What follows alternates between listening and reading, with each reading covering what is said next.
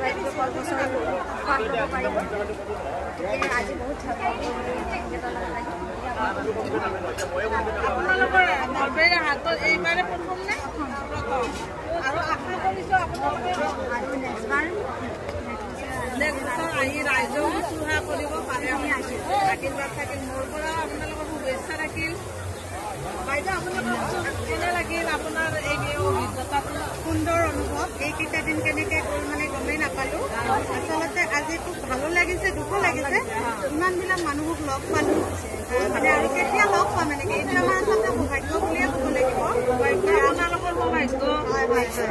আৰু আমাৰ নলবাৰী বাসীৰ কাৰণে এটা খুব ভাল লগা কথা আৰু খুব সুন্দৰকৈ মানুহখিনি আহিছে। যিমানখিনি পাৰিছে নিজৰ ফালৰ পৰা সেইখিনি ট্ৰাই কৰিছে। আজিকালি মানুহ এইবিলাকে খাই ভাল পায়, এইবিলাক কচমেটিক দিয়া বস্তুবিলাক খাই বেয়া পায়।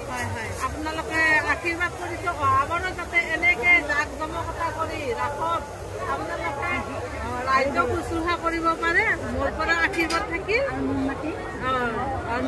নিশ্চয় আপোনালোকৰ আশীৰ্বাদ পালে আমি আগবাঢ়ি যাম। আপোনালোক আহিব, আমাৰ আশীৰ্বাদ সদায় থাকিব। ঠিক আছে, আপোনালোক যাব। ধন্যবাদ, থেংক ইউ। আপুনি